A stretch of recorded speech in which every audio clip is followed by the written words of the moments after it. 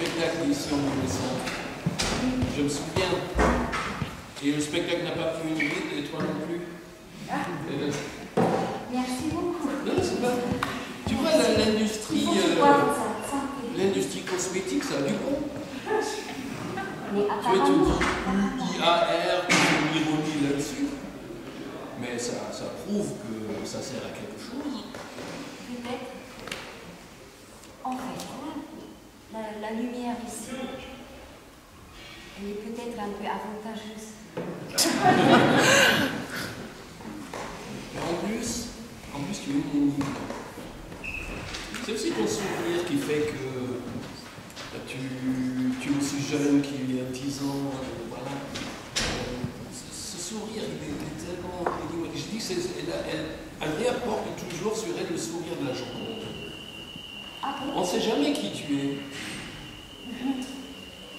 Et moi non plus, je ne sais pas, mais c'est très bien parce que je suis content que là, maintenant, je peux te poser toutes les questions que je veux. Voilà. Et tu as commencé en Bavière, c'est une région qui n'est pas connue pour son modernisme. C'est la région Nietzsche, Wagner, etc. Mais tu as été à un moment, tu as été un petit air d'opéra. Oui, j'étais à l'école de l'Opéra de Munich pour devenir danseuse classique pour le ballet de l'opéra.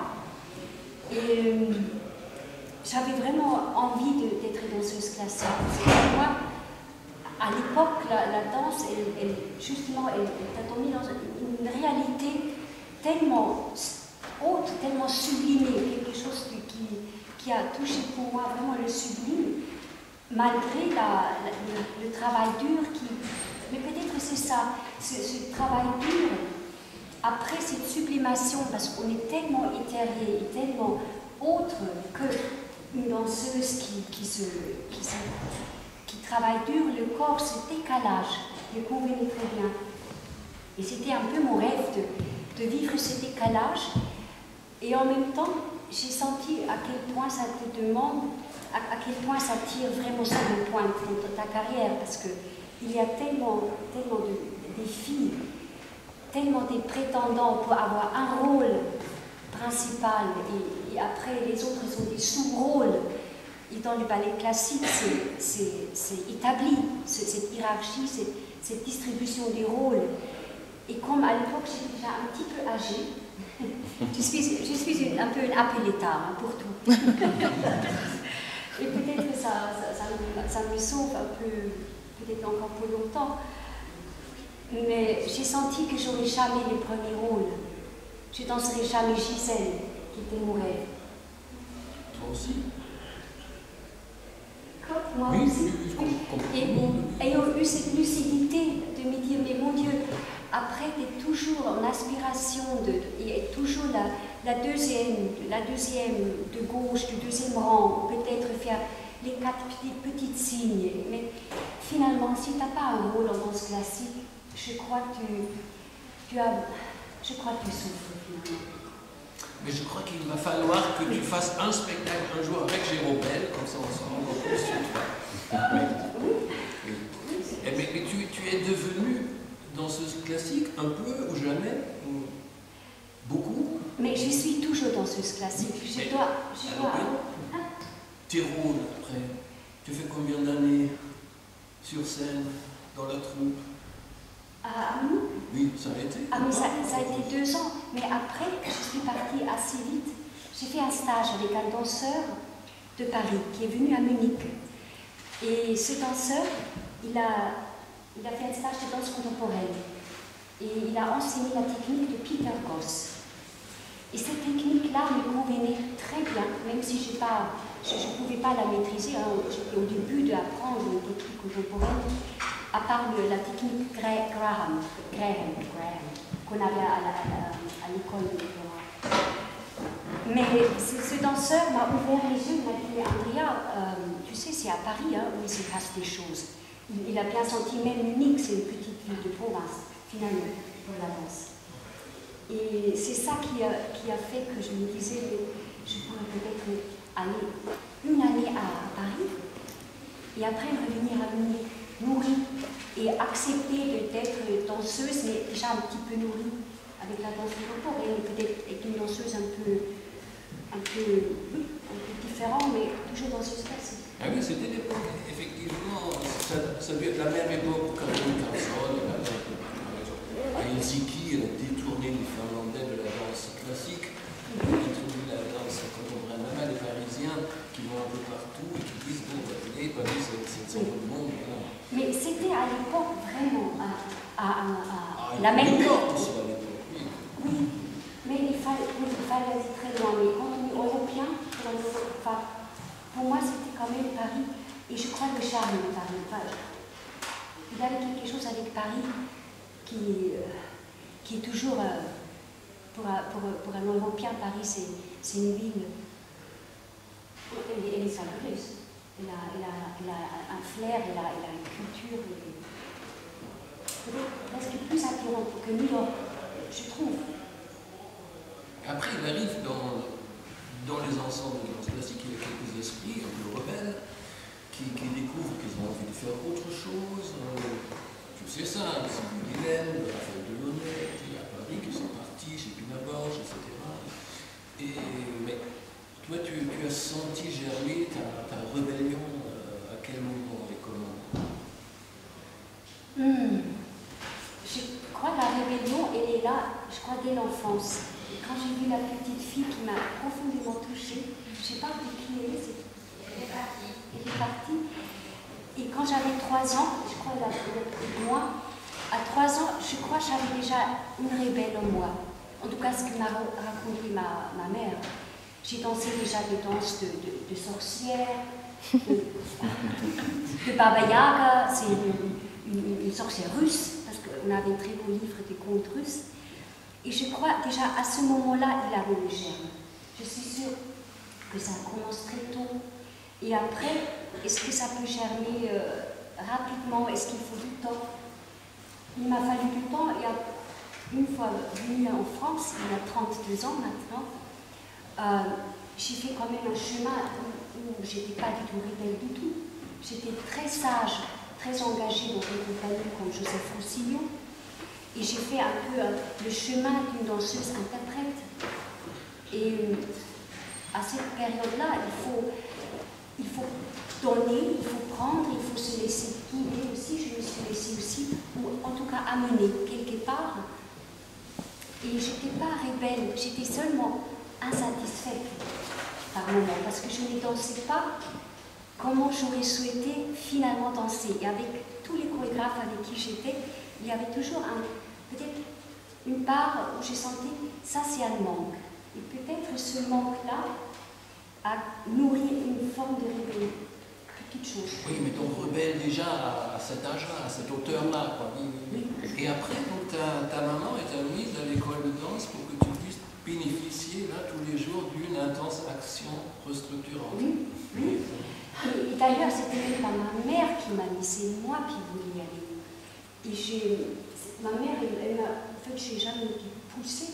C'est moi qui voulais aller à l'école et c'est moi qui voulais la rigueur de la danse classique.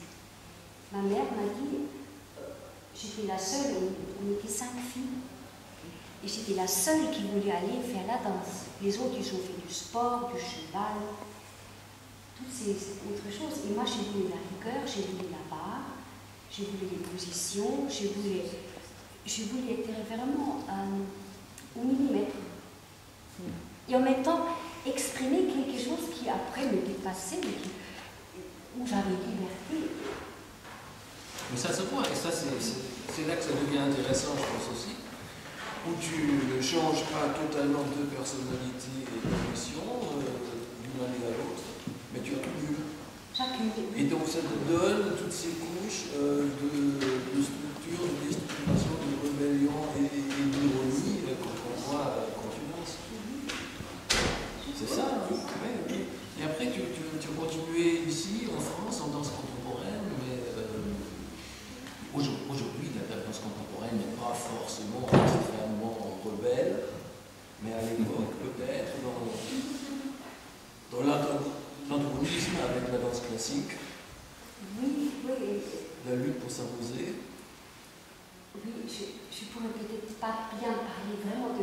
la danse contemporaine, je crois maintenant, il y avait de la rébellion, il y avait des formidables ouvertures dans les années 70-80. Après, je la cite toujours, hein, Pina Bausch qui a cassé quelques murs, qui a inondé les scènes du théâtre, qui a quand même ouvert une brèche. Elle a vraiment transformé une pensée aussi, en tout cas pour la danse. Comment on peut danser? Qu'est-ce qu'on danse? On pose souvent la question, qu'est-ce qui fait danser? Qu'est-ce qui fait danser le danseur? Qu'est-ce qui te fait danser?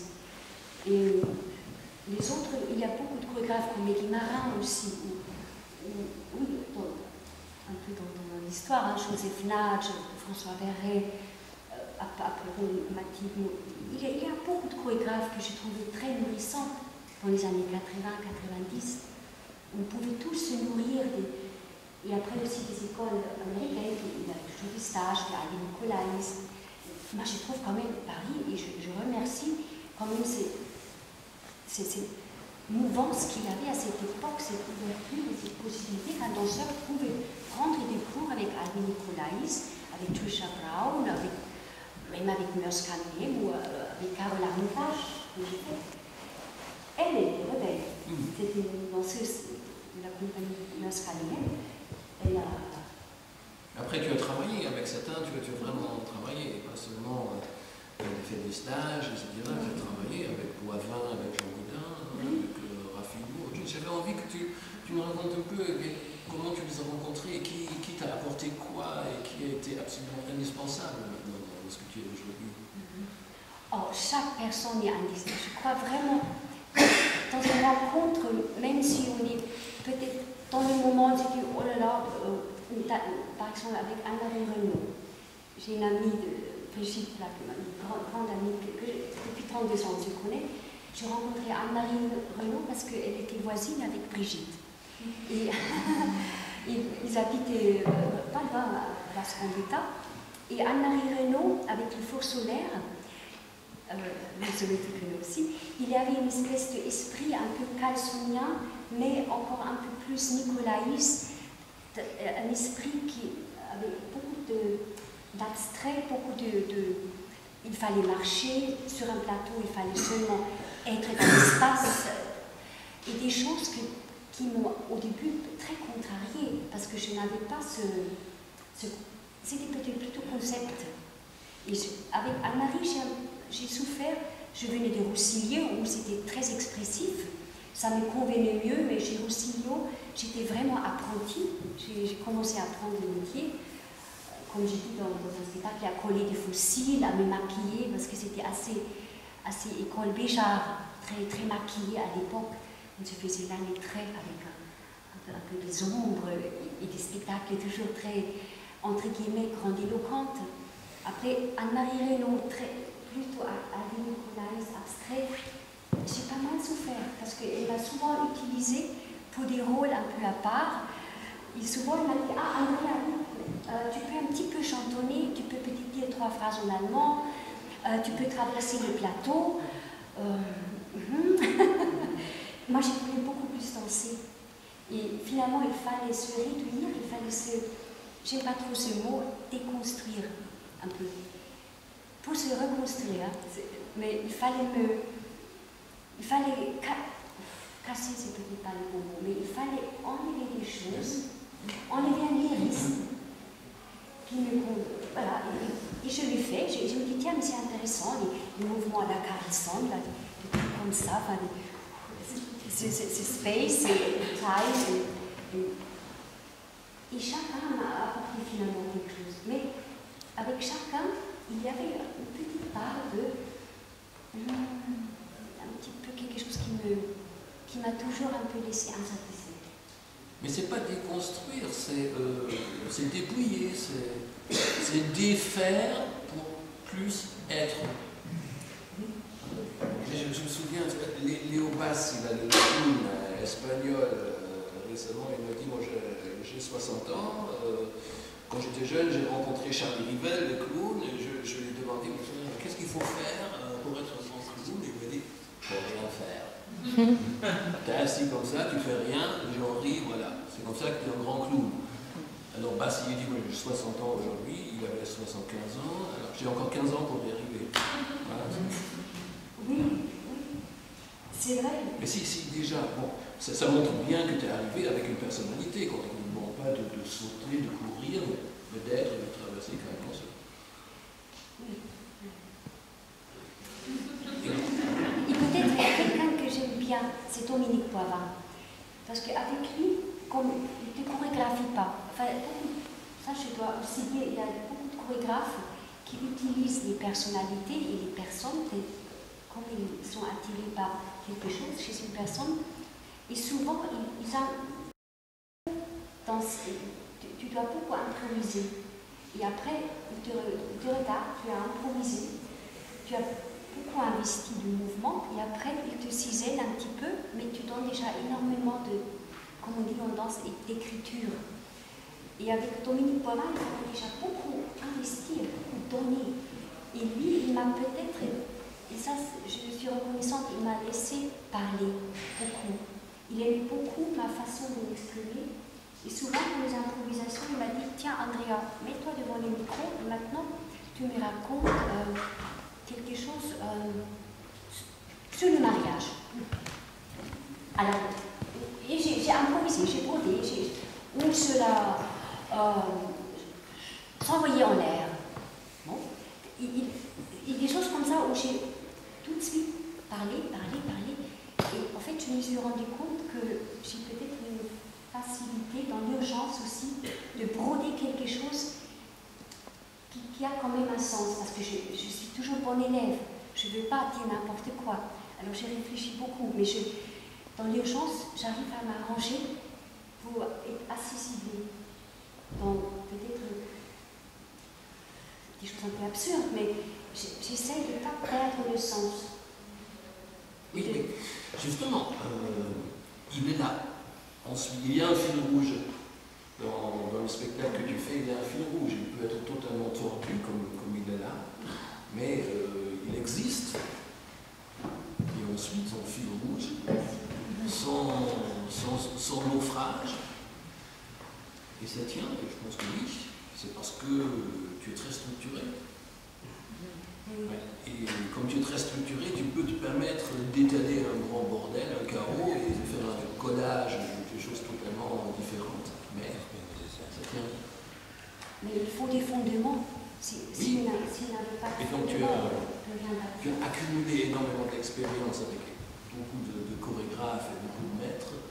Mais est-ce qu'il y a quelqu'un où tu dirais vraiment, sans celle-là ou celui-là, j'aurais jamais pu faire ce spectacle? Peut-être Pina Bausch, parce que j'ai quand même fréquenté beaucoup. Et aussi là, j'ai souffert. En fait, j'ai beaucoup souffert.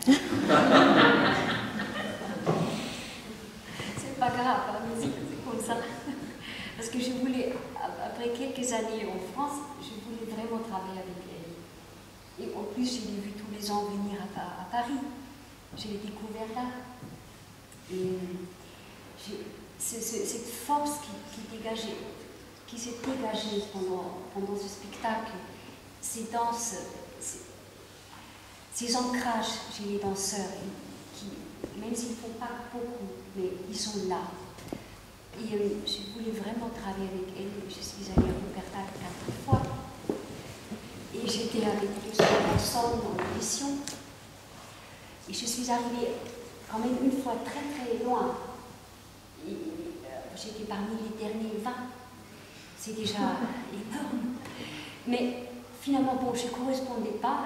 Elle me connaissait bien, parce que j'ai pris des cours avec la compagnie quand elle était à Paris à chaque fois. J'y vais toujours d'ailleurs quand ils viennent. Mais j'ai senti que quelque chose ne peut pas se faire. Et Pina, elle m'a... Je n'arrivais pas à la série, ou c'est peut-être pas ça le mot, où elle n'avait pas besoin de moi. Et finalement, quelque chose a dû se formater aussi pendant des années où je me disais, il faut faire autre chose qu'elle, parce que je n'ai surtout pas envie de plagier ou de je vois des choses et après à la limite, je mets des lunettes noires et j'essaie de chercher en moi quelque chose. Surtout pas m'accrocher peut-être à une image, même si je me rendais compte que par exemple le son, j'ai inventé une intense action restructurante et je crois l'année d'après, je vois tout un spectacle, ils sont avec des sons. Mais c'était après. Et je me disais, mais on va sûrement me dire, ah ça y est, c'est pas bien inspiré, j'en sais rien. Ça m'apporte peu, mais le son, j'ai lu avant. Enfin, j'ai lu ça. Oui, mais tout arrive. Entre-temps, depuis 2005, il y a aussi une compagnie, je ne me souviens pas qui c'était, mais je sais qu'il y a une compagnie qui a fait par exemple un spectacle où on ne voit rien, personne ne danse, c'est le spectateur qui va inventer le spectacle dansé. Oh, si, ça existe aussi maintenant.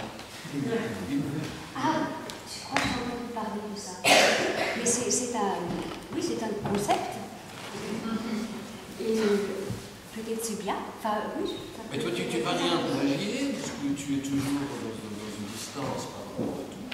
La danse classique, contemporaine, la performance, tu n'as pas besoin de plagier. Parce que tu ne fais pas, tu fais un spectacle sur le spectacle. La personne qui s'en va, c'est certainement Andrea, c'est l'éclairagiste, on ne salue jamais. Merci. Je vous laisse. À tout à l'heure. Tiens, à tout à l'heure. De toute façon, on a presque fini. Ton chapeau. Il y a un bonheur. Ton chapeau, Fredo. Merci. Bon, de toute façon, je pense bien Je ne sais pas, mais c'est un moment rare parce que tu es unique, mais je me demande toujours qui tu es, parce que est-ce que tu es une performeuse 24 heures sur 24? Parce que les grands artistes, ce sont des gens chez qui tu ne peux pas faire la distinction entre ce qu'ils font sur scène et ce qu'ils font dans la vie. Et quand je te vois, pas sur scène, mais dans la vie ailleurs, bon, souvent on est déjà dans le théâtre, c'est vrai, mais quand même j'ai l'impression que tu es encore en train de jouer un rôle. Je ne sais pas si quand tu sors de chez toi, si déjà tu te mets à jouer un rôle et à performer quelque chose, même dans le quotidien. J'ai un partenaire depuis très longtemps. Je sais que c'est qui lui me connaît dans le quotidien. Je ne sais pas dans le quotidien. Un micro pour la salle. Enfin, une chose est vraie, je dois avouer, je suis imbibée par la danse, parce que, enfin, entre guillemets, c'est peut-être prétentieux, mais par l'art. Il y a quelque chose que je me sens profondément dans ce métier, et j'aime ce métier, et tout ce qui est de la vie, entre guillemets, normale. Juste pour un exemple, des fois ça me dérange de m'occuper à me faire à manger. Ou je pourrais, ou de faire des choses de la vie quotidienne peuvent vraiment me faire la peine. Parce que ça ne m'intéresse pas à ce moment-là. Vraiment pas. Et heureusement, j'ai une personne avec moi qui m'accepte comme ça, que je... Par contre, ce que j'aime, c'est éventuellement peut-être un petit peu faire du nettoyage. Parce que pendant ça, je peux penser. J'ai l'impression que je pense tout le temps. Et là où je ne peux pas penser, c'est par exemple quand il faut... Oui, effectivement, quand il faut manger. Enfin, je sens quand même une incapacité de me sentir bien dans tout ce qui n'est pas artistique. Et en même temps, je me contredis parce que j'adore être avec des amis et de passer des bonnes soirées, vraiment des soirées très conviviales, et de me nourrir de toute cette vie, ou d'être avec des gens qui sont dans des métiers normaux. J'aime bien voir ça, et après je me dis, mais je suis pas dans cette vie, et je n'ai pas, au fond, pas de vie. Mais donc, en gros, tu as besoin, pour te restructurer, d'aller sur le plateau et de faire des pièces? Je pense le plateau, oui, le plateau, j'ai besoin de ça. Même si c'est aussi encore une contradiction, parce qu'à chaque fois quand je viens pour jouer, j'ai une telle peur dans le ventre, enfin, je me sens tellement mal que je me dis, mais maintenant j'arrête, j'aimerais avoir un métier normal. J'aimerais être dégagée d'une pression. Et c'est tout, enfin, je crois qu'on est un peu tout le temps dans des extrêmes, je dirais. Un peu extrapolé. Mais finalement, je me sens bien quand je suis au cours de danse classique le matin, à la barre, et tout d'un coup, pendant 1h30, là, je me centre. Et je me dis, bon, voilà, c'est ton métier. D'autres personnes, par exemple, un médecin qui doit opérer, il y a d'autres métiers, n'importe. Il faut être là pendant le moment du travail. Alors, un artiste qui a beaucoup plus de temps, entre guillemets, libre, parce qu'on croit toujours qu'on est très libre, et on ne fait rien, mais c'est pas vrai, on est tout le temps en train de penser à quelque chose, ou quelque chose à recycler. Tu dois toujours avoir un moment, tu dis, ah tiens, cette chose-là, ça pourrait éventuellement, pour faire un prochain spectacle, éventuellement nourrir quelque chose. Et voilà, la ballerine, elle vit toujours en toi. Tu n'as pas tué la ballerine en toi, non? Elle va mourir avec moi. Je pense, oui. On peut m'enterrer, je serai comme ça. Ce serait joli, dans le cercueil comme ça. Pourquoi pas? Ça prend de la place. Ah, Ça prend de la place. ça prend la place. Ah oui, les ports de bras. Mais bon, alors, je le veux bien, non? Enfin bref, c'est un métier qui est bien prenant. Mais nous, on n'a pas le micro ici, donc Philippe ou autre, oui. Oui, est-ce qu'il y a peut-être quelqu'un qui veut dire quelque chose? Oui, une question peut-être. Quand t'attaqueras-tu à une pièce de groupe? Parce qu'il y a eu Et Caetera, qui était un peu particulier, une pièce un peu particulière quand même, parce que la chorégraphie était partagée avec un certain nombre de figures historiques. Oui. Mais t'as pas envie d'une forme plus, avec plus de personnes sur le plateau? Si, j'ai envie, c'est une chose qui va, je pense, qui va se réaliser un jour à l'autre, parce que c'est vrai, des fois je me dis, mais c'est bien, bien sûr, il faut passer aussi de l'autre côté. Et quand j'ai travaillé avec le Ballet de Lorraine, c'était un moment très intense, mais j'étais contente d'être dehors et de voir les danseurs exécuter des choses que j'avais préparées, mais c'est formidable, tout de suite ça repose, et tout de suite ça, comme ils ont une très bonne technique, tout d'un coup, mais c'est formidable. Aussi, ils peuvent te proposer des sauts, et tu me dis, ah mais quel bonheur! En plus, c'est pas fatigant pour toi, mais c'est génial. Ils te font, dans la répétition, ciseler les mouvements que toi t'as inventés, tu te rends compte, mais c'est bien de transmettre. Maintenant, il faut juste trouver une occasion, parce que tellement difficile de monter un projet. Déjà, là, je monte un projet, on est une funambuliste, un cochon, moi, et on a Mais la voix le de cochon, il ne Pascal. demande pas beaucoup de cachet quand même. Non, mais ça Il est intermittent? Il n'est pas intermittent. Non, jambon. C'est une petite star. Hein. Il a 2 ans, c'est un petit cochon là. Il faut l'amener dans des hôtels, il a sa cage, ça va être une question. Mais la funambuliste Sarah Schwartz, une Allemande, c'est son cochon. Bon, c'est une gestion à faire. Philippe s'occupe de la production, c'est déjà un travail énorme. Et on a des textes de Pascal Quignard, parce qu'on s'est rencontrés, c'était une très belle rencontre. Et il va pas être sur le plateau. Alors déjà être à 4, plus l'équipe technique, qui sont 3 en général, le son, ça fait déjà 8 personnes à gérer, c'est déjà beaucoup. Mais si on m'invite dans un ballet, par exemple, je dis, par exemple, le ballet du Rhin, faire un ballet, je ne sais pas. Après, c'est la question du sujet. Quel sujet, de quoi je pourrais parler avec plusieurs. Mais tu parles toujours de beaucoup de choses en même temps. Je trouverai, je pense, dans les moments venus. Alors, si, ça me donne envie. Ou peut-être transmettre. Je me disais, mais est-ce que je ne pourrais pas transmettre ce solo à 6 hommes ou à 6 hommes et 3 femmes? Je ne sais pas. Faire une transmission d'un solo à plusieurs personnes. Tout est ouvert encore. Mais c'est quand même très personnel comme pièce.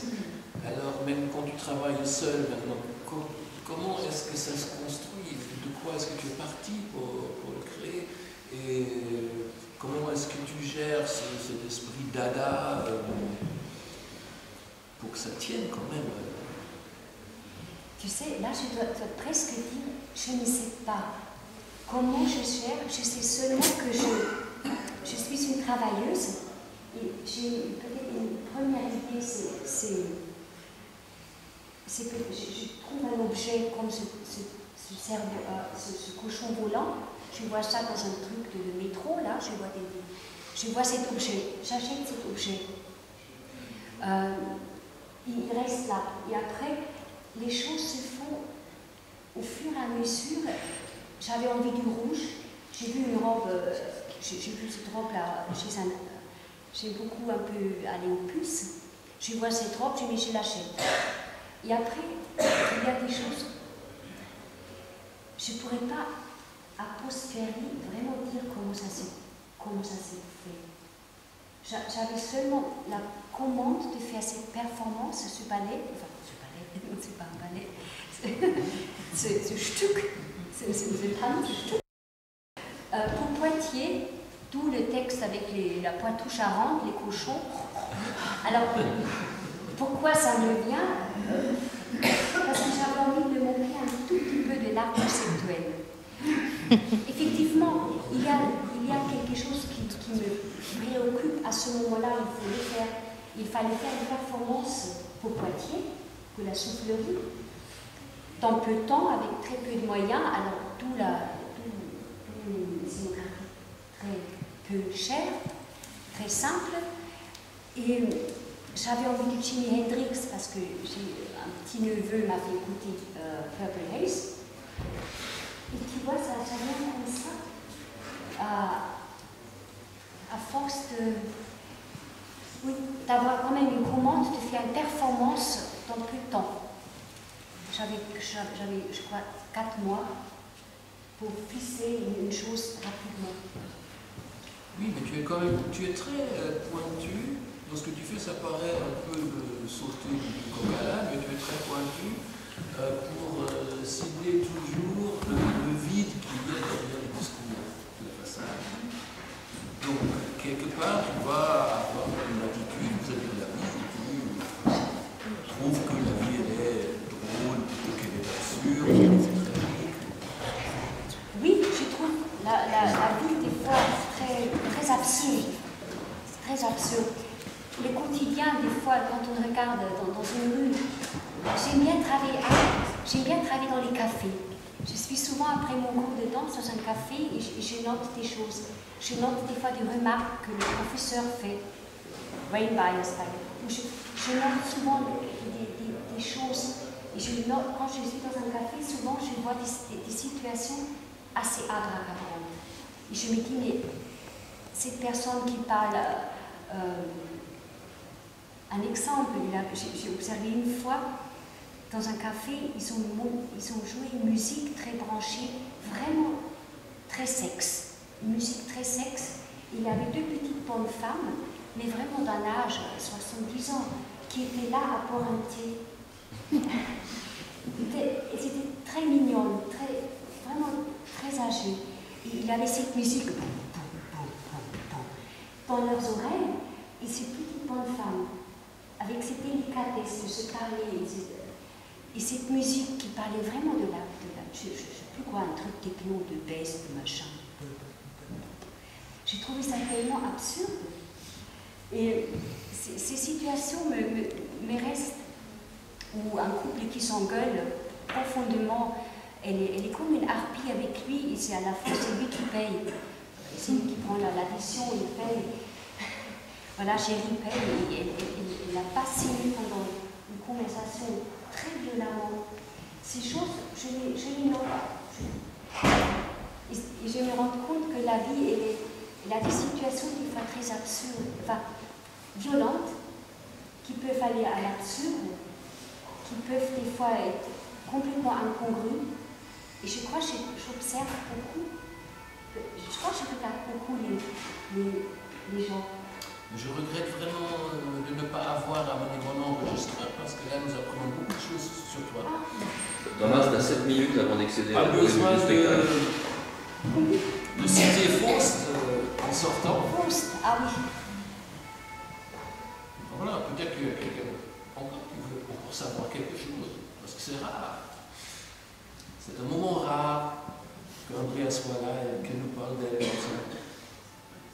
Mais c'est une chance de se livrer après déjà une livraison, de encore se dévoiler. À la fois, c'est vrai, des fois je me dis, mais il faudrait peut-être plus secret. Mais en même temps, quand on est en petite communauté, ça fait plaisir de se partager. Enfin, en tout cas, moi, je me partage. Vous, je ne sais rien de vous, sauf que vous me prêtez votre oreille, votre attention. Ça me touche. Moi, je peux dire que, pour te connaître depuis très longtemps, que tu es d'une rigueur totale. Et tu l'as dit, tu viens de le dire. Rigoureuse en tout, rigoureuse dans ton amitié, rigoureuse dans ta fidélité, rigoureuse dans ta danse, et rigoureuse aussi dans cette observation de la vie qui en effet est souvent absurde.